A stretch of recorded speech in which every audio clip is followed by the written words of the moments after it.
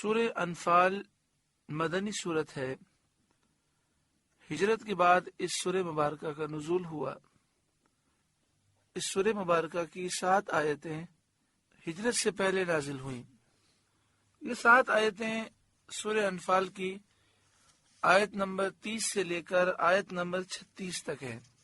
وَإِذْ يَمْكُرُ بِكَ الَّذِينَ كَفَرُوا لِيُثْبِتُوكَ أَوْ يَقْتُلُوكَ أَوْ يُخْرِجُوكَ۔ سورہ انفال کی آیت نمبر 30 سے لے کر 36 تک یہ 7 آیتیں ہجرت سے پہلے نازل ہوئیں، باقی پوری سورت ہجرت کے بعد نازل ہوئی۔ قرآن پاک کی ترتیب کے اعتبار سے اس کا نمبر 8 ہے، اور قرآن پاک نازل ہونے کے اعتبار سے اس کا نمبر 88 ہے۔ اس میں 75 آیات ہیں اور 10 رکوع ہیں۔ انفال کے معنی ہے مال غنیمت۔ اس سورہ مبارکہ میں مال غنیمت کا حکم بیان کیا گیا، اسی مناسبت سے اس کو سورہ انفال کہا جاتا ہے۔ بسم اللہ الرحمن الرحیم، اللہ کے نام سے شروع جو بہت مہربان رحم والا۔ یسألونک عن الانفال، اے محبوب آپ سے لوگ غنیمتوں کے بارے میں پوچھتے ہیں۔ حضرت عبادہ بن صامت رضی اللہ تعالیٰ عنہ سے مروی ہے کہ یہ آیت ہم اہل بدر کے حق میں نازل ہوئی۔ جب بدر کے میدان میں اللہ تعالیٰ نے فتح عطا فرمائی اور پہلی مرتبہ مسلمانوں کو کثیر مال غنیمت ملا، تو یہ سوال پیدا ہوا کہ اس مال غنیمت کی تقسیم کیسے ہو۔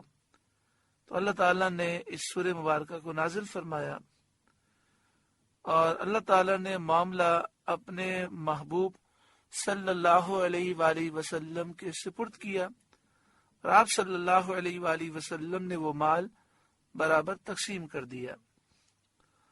قل الانفال للہ والرسول، آپ فرمائیے غنیمتوں کے مالک اللہ اور رسول ہیں، جیسے چاہیں تقسیم فرمائیں۔ فاتقوا اللہ، تو اللہ سے ڈرو اور باہم اختلاف نہ کرو۔ وَأَصْلِحُوا ذَاتَ بَيْنِكُمْ، اور اپنے آپس میں میل رکھو، ایک دوسرے سے محبت رکھو۔ وَأَطِيعُوا اللَّهَ وَرَسُولَهُ إِن كُنتُم مُؤْمِنِينَ، اور اللہ اور رسول کا حکم مانو اگر ایمان رکھتے ہو۔ انما المؤمنون الذين اذا ذكر الله وجلت قلوبهم، ایمان والے وہی ہیں کہ جب اللہ کو یاد کیا جائے ان کے دل ڈر جائیں، یعنی اللہ تعالیٰ کی عظمت اور جلال سے ان کے دل ڈر جائیں جب اللہ کا ذکر ان کے سامنے کیا جائے، جب وہ خود اللہ کا ذکر کریں۔ یہ مومنوں کی شان ہے۔ وَإِذَا تُلِيَتْ عَلَيْهِمْ آيَاتُهُ زَادَتْهُمْ ایمانا، اور جب ان پر اس کی آیتیں پڑھی جائیں ان کا ایمان ترقی پائے، ایمان اور مضبوط ہو جائے۔ وَعَلَى رَبِّهِمْ يَتَوَكَّلُونَ، اور اپنے رب ہی پر بھروسہ کریں، اور اپنے تمام کاموں کو اللہ کے سپرد کر دیں۔ یہ ایمان والوں کی شان ہے۔ اللہ تعالیٰ یہ ہمیں بھی نصیب فرمائے کہ ہم اللہ سے ڈریں، آپس میں ایک دوسرے سے محبت کریں، اللہ اور اس کے رسول کی فرمانبرداری کریں۔ جب اللہ کا ذکر سنیں، جب اللہ کو یاد کریں، جب اللہ کا ذکر کیا جائے تو ہمارے دل اللہ کے خوف سے لرز جائیں، اور آیات ہم سنیں، اس سے ذوق نصیب ہو، اور جیسے جیسے آیات سنتے جائیں، پڑھتے جائیں، ہمارا ایمان مضبوط ہوتا جائے اور ہم اپنے رب پر ہی بھروسہ رکھیں۔ اللہ تعالیٰ یہ تمام صفات ہمیں نصیب فرمائے۔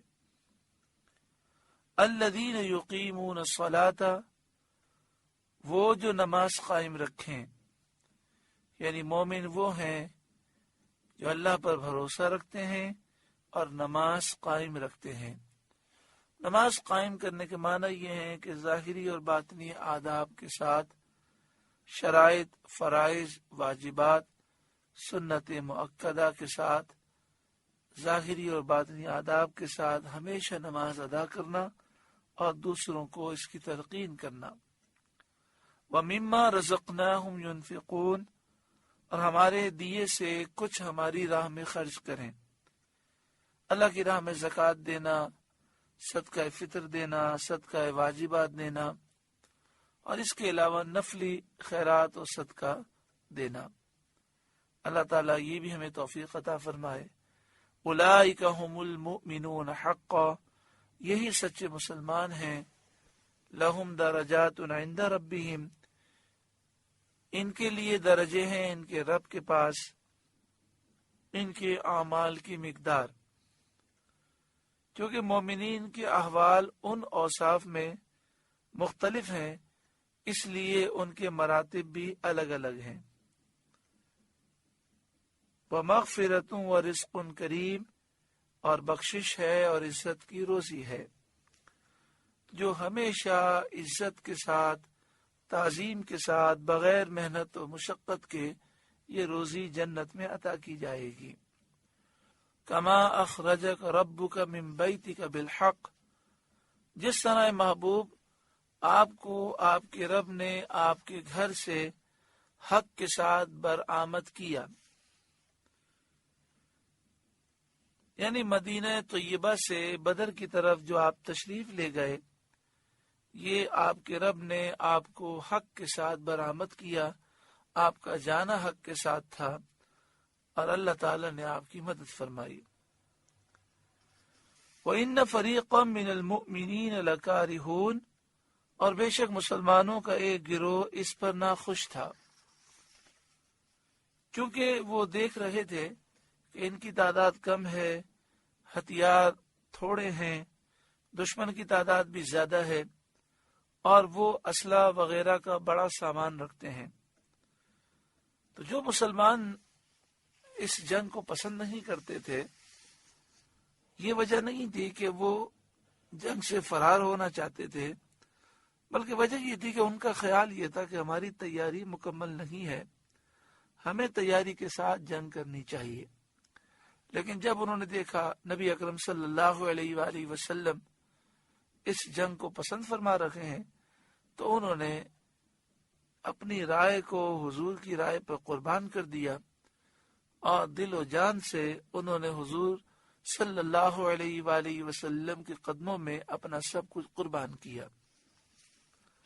مختصر واقعہ یہ ہے کہ ابو سفیان کے ملک شام سے ایک قافلے کے ساتھ آنے کی خبر پا کر سید عالم صلی اللہ علیہ وآلہ وسلم اپنے اصحاب کے ساتھ ان کے مقابلے کے لیے روانہ ہوئے۔ جب سے مدینہ شریف میں ریاست قائم ہوئی اور مسلمان ہجرت کر کے مدینہ شریف آئے، اس وقت سے مشرکین مکہ جنگ کی تیاری کرنے لگے، اور انہوں نے اپنے بزنس کو بڑھا دیا، اور اس بزنس کے ذریعے وہ اسلحہ خرید رہے تھے اور جنگی طور پر اپنے آپ کو مضبوط کر رہے تھے۔ نبی اکرم صلی اللہ علیہ وآلہ وسلم نے ان کی کوششوں کو توڑنا چاہا، کیونکہ وہ یہ کوششیں اسلام کے خلاف اور اسلامی ریاست مدینہ شریف کے خلاف کر رہے تھے۔ تو ایک قافلہ 40 افراد پر مشتمل تھا، شام سے تجارتی مال لے کر مکہ شریف آ رہا تھا۔ آپ صلی اللہ علیہ وآلہ وسلم نے یہ خیال فرمایا کہ اس قافلے کو روکا جائے، تاکہ یہ جو اسلحے کو جمع کرنے کا ان کا حوصلہ ہے وہ پست ہو۔ ابو سفیان جو اس وقت کافروں کے سردار تھے اور یہ قافلہ لے کر آ رہے تھے، انہیں اندازہ تھا کہ مسلمان حملہ کر سکتے ہیں، تو اس لیے علاقے میں انہوں نے جاسوس پھیلا رکھے تھے۔ جاسوسوں نے ابو سفیان کو خبر دی کہ مدینہ شریف سے نبی اکرم صلی اللہ علیہ وآلہ وسلم اس قافلے کو گرفتار کرنے کے لیے نکلے ہیں۔ تو ابو سفیان نے دو کام کیے۔ ایک کام تو یہ کیا کہ انہوں نے اپنا راستہ بدل دیا اور ساحل سمندر کی طرف چلے گئے۔ دوسرا انہوں نے کام یہ کیا کہ انہوں نے ایک گھوڑ سوار کو خط دیا اور کہا کہ مکہ شریف جا کر ابو جہل کو دے دو۔ اس خط میں یہ لکھا تھا کہ ہمیں خطرہ ہے، مسلمان ہمیں گرفتار کرنے کے لیے آ رہے ہیں، تم ہماری مدد کے لیے پہنچو۔ ابو جہل نے 1000 کا لشکر تیار کیا اور وہ اس قافلے کی مدد کے لیے آئے۔ اس دوران جب ابو سفیان نے یہ دیکھا کہ اب میں مسلمانوں کی پکڑ سے دور نکل گیا ہوں، تو پھر انہوں نے گھوڑ سوار کو بھیجا اور اس پر لکھا کہ اب تمہیں آنے کی ضرورت نہیں ہے، میں اب حفاظت ساحل کی طرف نکل گیا ہوں، اب مسلمان مجھے گرفتار نہیں کر سکتے۔ ابو جہل کو بہت سے لوگوں نے مشورہ دیا کہ ہم واپس چلے جائیں، لیکن ابو جہل کو غرور تھا۔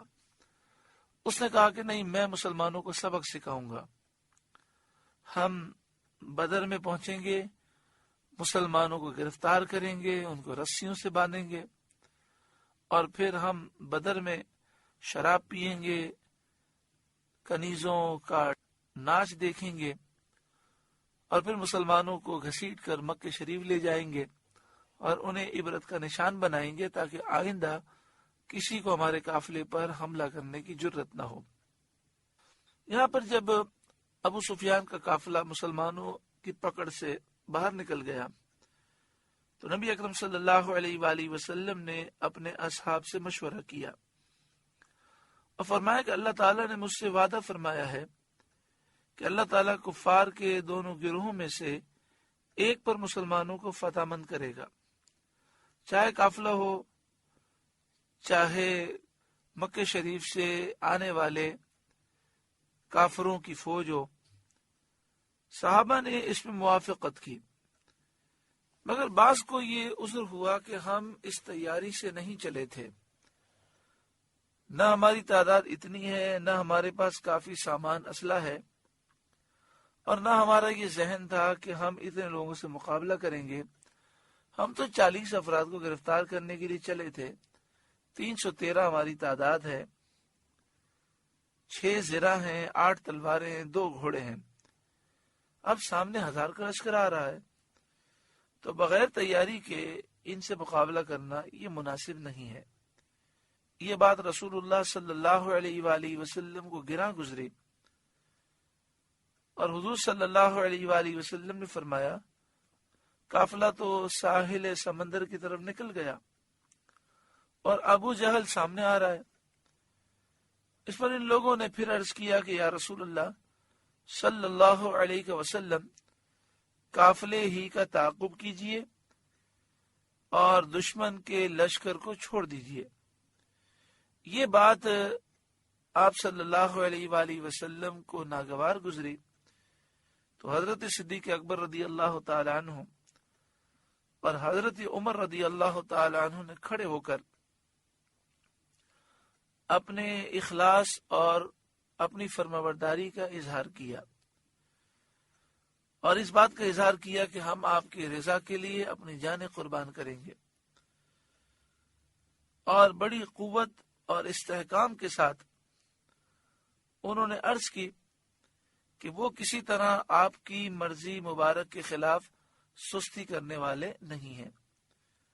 پھر اور صحابہ نے بھی عرض کیا کہ اللہ تعالیٰ نے آپ صلی اللہ علیہ وآلہ وسلم کو جو حکم فرمایا آپ اس کے مطابق تشریف لے چلیں، ہم ساتھ ہیں، کبھی پیچھے نہ رہیں گے۔ ہم آپ پر ایمان لائے، ہم نے آپ کی تصدیق کی، ہم نے آپ صلی اللہ علیہ وآلہ وسلم کے اتباع کے عہد کیے، ہم نے یہ عہد کیا کہ ہم آپ کی پیروی کریں گے۔ مہاجرین اپنے جذبے کا اظہار کر رہے تھے۔ نبی اکرم صلی اللہ علیہ وآلہ وسلم نے انصار کی طرف دیکھا۔ انصار سے معاہدہ یہ تھا، جب نبی اکرم صلی اللہ علیہ وآلہ وسلم مدینہ شریف ہجرت کر کے تشریف لائے تو اس سے پہلے آپ نے انصار سے معاہدہ کیا تھا۔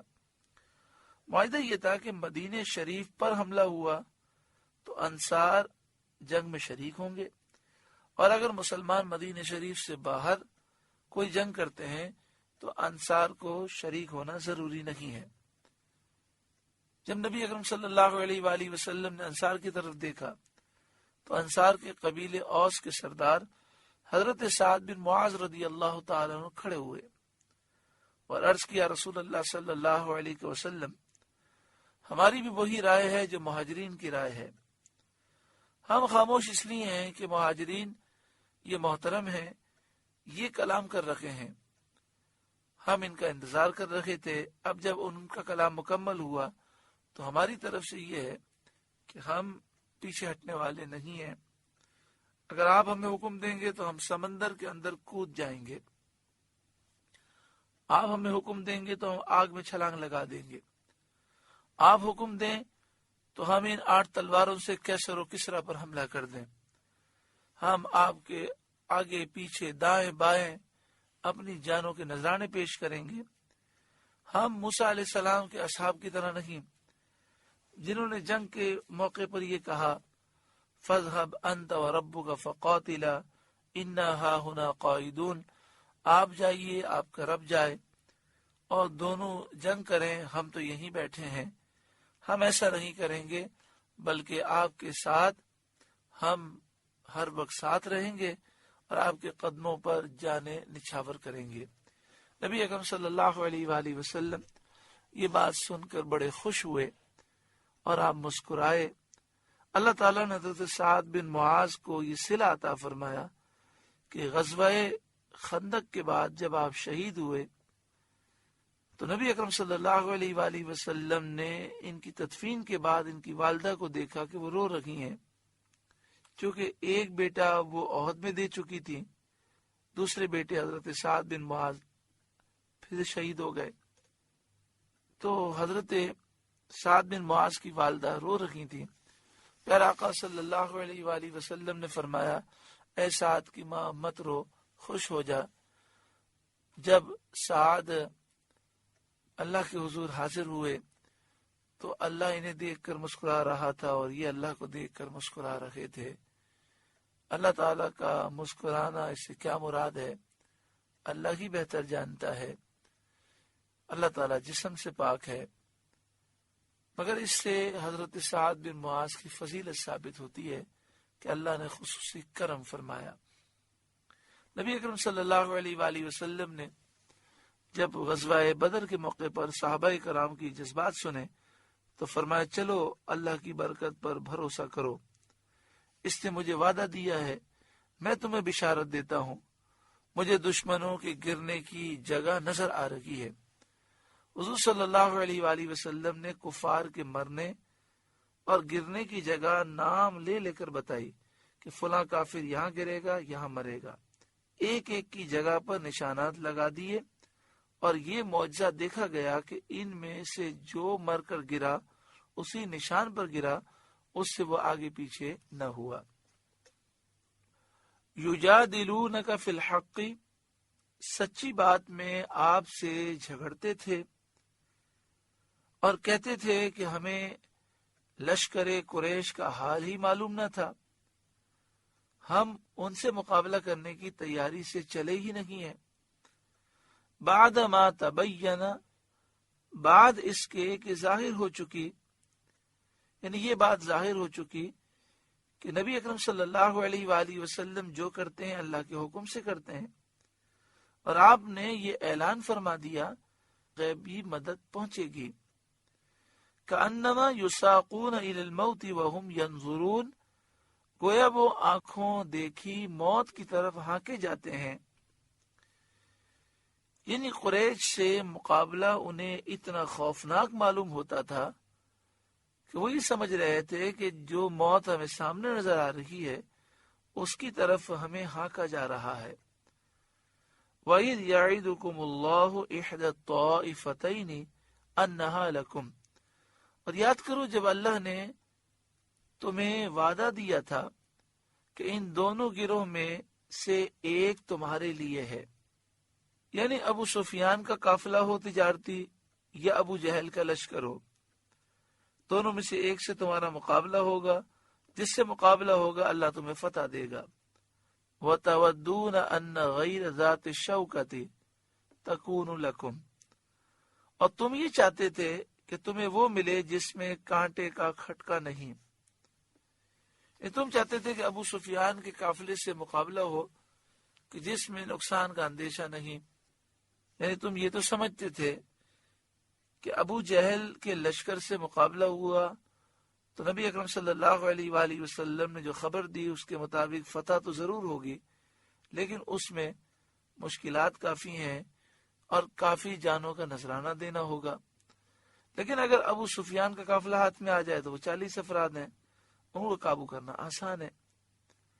وَيُرِيدُ اللَّهُ أَن يُحِقَّ الْحَقَّ بِكَلِمَاتِهِ، اور اللہ یہ چاہتا تھا کہ اپنے کلام سے سچ کو سچ کر دکھائے، یعنی دین حق کو، دین اسلام کو غلبہ دے اور اس کو بلند و بالا کرے، کیونکہ اگر 40 افراد پر قابو پا لیتے تو اس سے کوئی خاص ہیبت لوگوں پر طاری نہ ہوتی۔ وہ کہتے 313 افراد نے 40 افراد پر قابو پا لیا، یہ تو ممکنات میں سے ہے، اور عقل بھی یہ کہتی ہے کہ بڑی آسانی سے قابو پایا جا سکتا ہے۔ لیکن جب 8 تلواریں لے کر، 6 زرہ اور 2 گھوڑے لے کر 313 افراد 1000 افراد سے مقابلہ کریں اور پھر اللہ تعالیٰ فتح عطا فرمائے، تو یہ معجزہ دیکھ کر، اللہ کی غیبی مدد دیکھ کر لوگوں کو یہ معلوم ہوا کہ یہ دین حق دین ہے، دین حق کو اللہ نے غلبہ دیا اور اس کو بلند و بالا کیا۔ وَيَقْطَعَ دَابِرَ الْكَافِرِينَ، اور کافروں کی جڑ کاٹ دے۔ اللہ تعالیٰ یہ چاہتا تھا کہ وہ کافروں کی جڑ کاٹ دے، یعنی بڑے بڑے کافر اس جنگ میں مارے گئے، 70 مارے گئے، 70 گرفتار ہوئے، اور جو بھاگ کر گئے وہ ذلیل رسوا ہوئے، زخمی ہوئے، اور ان کے دل پر اسلام کی ہیبت بیٹھ گئی۔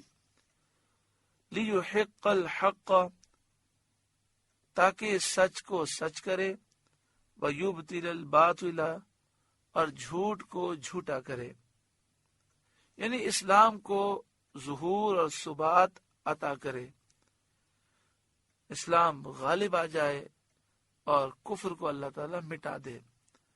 وَلَوْ كَرِهَ الْمُجْرِمُونَ، پڑھیں برا مانے مجرم، اگرچہ مجرموں کو برا لگے۔ اِذْ تَسْتَغِيثُونَ رَبَّكُمْ، جب تم اپنے رب سے فریاد کرتے تھے، فَاسْتَجَابَ لَكُمْ، تو اس نے تمہاری سن لی، تمہاری دعا قبول کی۔ انی ممدکم بِأَلْفٍ مِّنَ الْمَلَائِكَةِ مُرْدِفِينَ، میں تمہیں مدد دینے والا ہوں 1000 فرشتوں کی قطار سے۔ مسلم شریف کی حدیث ہے کہ بدر کے دن رسول کریم صلی اللہ علیہ وآلہ وسلم نے مشرکین کو ملاحظہ فرمایا کہ 1000 ہیں، اور آپ کے اصحاب 310 سے کچھ زیادہ، یعنی 313 ہیں۔ تو نبی اکرم صلی اللہ علیہ وآلہ وسلم قبلے کی طرف متوجہ ہوئے اور اپنے مبارک ہاتھ پھیلا کر اپنے رب سے یہ دعا کرنے لگے۔ جس مقام پر آپ نے یہ دعا کی اس مقام پر ایک مسجد بنی ہے جسے مسجد عریش کہتے ہیں۔ اللہ تعالیٰ یہاں کی حاضری نصیب فرمائے، مسجد عریش کی بھی حاضری نصیب فرمائے، اور 14 شہدائے بدر ہیں جو قریب میں موجود ہیں، اللہ تعالیٰ وہاں کی بھی حاضری نصیب فرمائے۔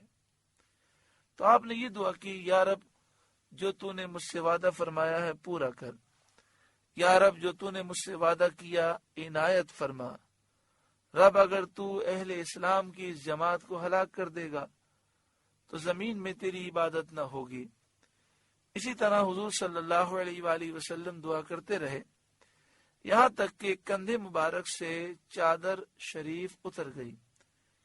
تو حضرت ابوبکر صدیق رضی اللہ تعالیٰ عنہ حاضر ہوئے اور چادر مبارک دوش اقدس پر ڈالی، کندھے مبارک پر ڈالی، اور عرض کیا، یا نبی اللہ، آپ کی مناجات اپنے رب کے ساتھ کافی ہو گئی، وہ بہت جلد اپنا وعدہ پورا فرمائے گا۔ اس پر یہ آیت شریفہ نازل ہوئی، اذ تستغیثون ربکم، جب تم اپنے رب سے فریاد کرتے تھے، فاستجاب لکم، تو اللہ تعالیٰ نے تمہاری فریاد سن لی، تمہاری دعا قبول فرمائی۔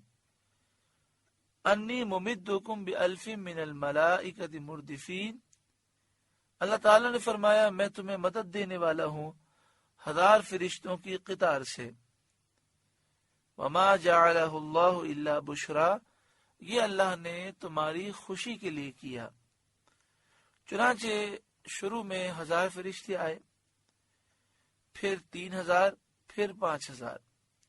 حضرت عبداللہ بن عباس رضی اللہ تعالی عنہما نے فرمایا کہ مسلمان اس دن کافروں کا تعاقب کرتے تھے، کافر مسلمان کے آگے آگے بھاگتا جاتا تھا، اچانک اوپر سے کوڑے کی آواز آتی تھی اور سوار کا یہ کلمہ سنا جاتا تھا، اقدم حیزوم، آگے بڑھ اے حیزوم۔ حیزوم حضرت جبریل امین کے گھوڑے کا نام ہے، اور نظر آتا تھا کہ کافر گر کر مر گیا، اس کی ناک تلوار سے اڑا دی گئی اور چہرہ زخمی ہو گیا۔ صحابہ نے سید عالم صلی اللہ علیہ وآلہ وسلم سے اپنے یہ معائنے بیان کیے تو حضور صلی اللہ علیہ وسلم نے فرمایا یہ تیسرے آسمان سے مدد آئی تھی۔ وما جعلہ اللہ الا بشرا، یہ تو اللہ تعالیٰ نے تمہاری خوشی کے لیے کیا۔